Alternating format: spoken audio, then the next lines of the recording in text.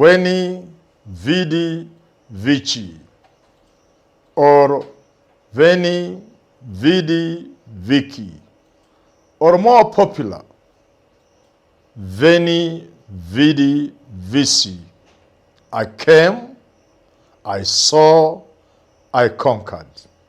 Attributed to one of the greatest generals of all times, Julius Caesar.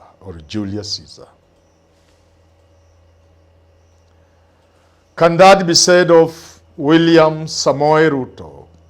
Can Samoei Ruto, sitting back in State House, say, I came, I saw, I conquered?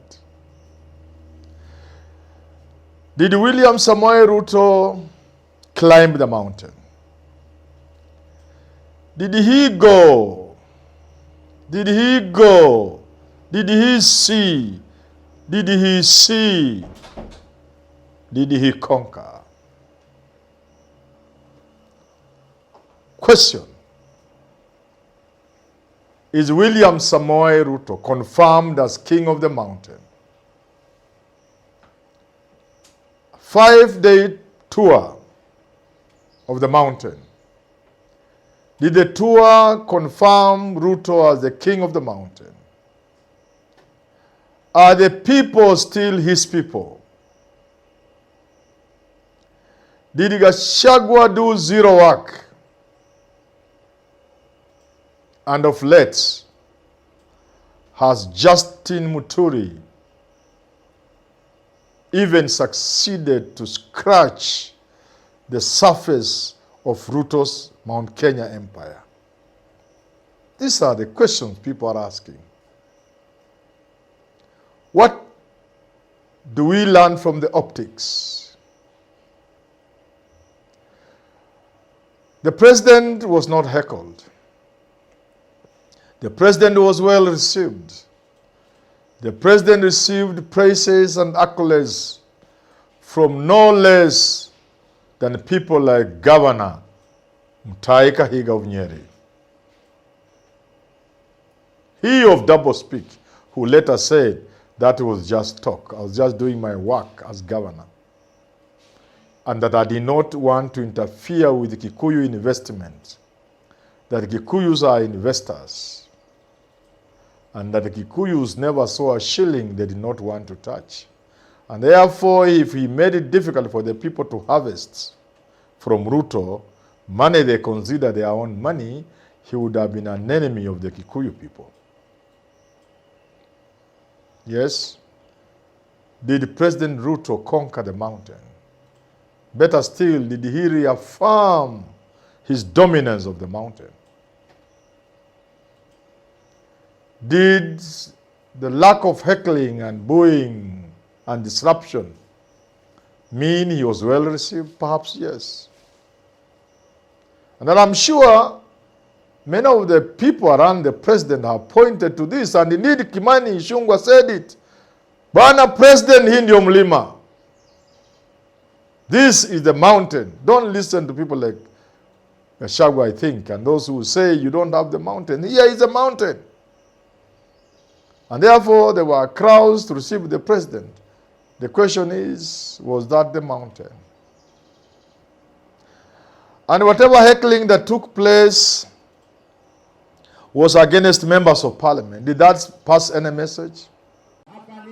Mheshimiwa Kimani Ichung'wah, leader wa majority katika bunge la kitaifa. Mheshimiwa Rais, mimi akaida mwela holai yedi gabana hawa watu wa Kwale. Mheshimiwa Rais, wamesema hii affordable housing iko hapa, ile mawe yote inajengwa hapo, ikiwekwa kabla ipewe hawa vijana wa affordable housing. Leo mwenene niye niyo yataragwo na aria tuga goko karao na Nyandarua yothe gutire mundu ukwenderio guoya, na niĩ ndiendagerio guoya. Nĩguo kana tiguo? Were these the MPs who passed the finance bill being heckled? Were these the MPs who impeached Gachagua who are being heckled? And was this sufficient message to the president that we respect you as the head of state? We will not heckle you. But let us give your people a dose of our feelings, and that you will get the message loud and clear. Could the people even be fearing that what befell the Luos in 1969 when they heckled President Jomo Kenyatta could happen? Or could it even just be that Kikuyus, unlike Luos and perhaps a little of Luyas, are not good at heckling and stone throwing? All these things are in the air. It is for the president to catch the ball from the air that best serves his interests. Could the president be aware that he has lost the mountain, but go ahead and create optics that even though there are people who think he's not popular in the mountain and across the country, he can show them that indeed he's popular, even when he himself knows that is not the case. And what would be the reason? I've said this in the past. Could the president know something we don't know? Could he be up to something? And therefore is looking for the cover that when somebody makes noise about 2027, he would say, ladies and gentlemen, fellow countrymen, there were a few hecklers and busybodies busy on the road, making noise and payukering when we were busy working for the people of this country, as you saw in the many development tours I made in the country and the reception I got. Just like with famine, when images of dying people, some of them eating roots and dogs, sometimes it has been said,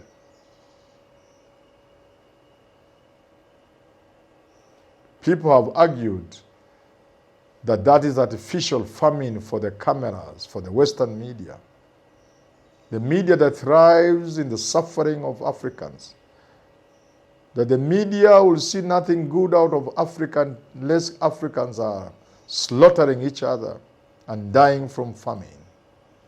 People have argued that the people you see hungry are people who have come to the market centers, but the people in the hinterland, in the villages, are peaceful, eating good food, balanced diets, and going around their business.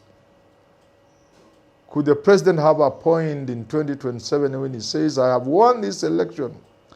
Because although there were few busybodies running along roads and making noise, addressing press conferences, we were busy working for the people of Kenya, and you saw them receiving us even in Mount Kenya. If it is true Mount Kenya had rejected me, how come when I toured that region, there were crowds?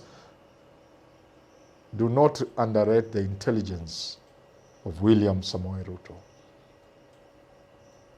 Back to the question. Was it a question of reaffirming his kingship on the mountain?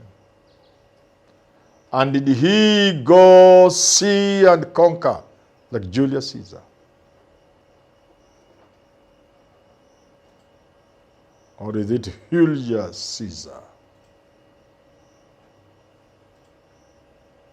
Did he conquer? The people of the mountain will have to tell us. Rigathi Gachagua, we are waiting for you. Tell us whether William Samoei Ruto has conquered the mountain or reaffirmed his dominance of the mountain. And that by extension, therefore, all the work you have been doing around the mountain from Manyora base, really didn't amount to much. Or that it took William Samoei's magic to put off the fire lit by you Bwana Rigathi. We are waiting. But those who love peace like us are happy that the tour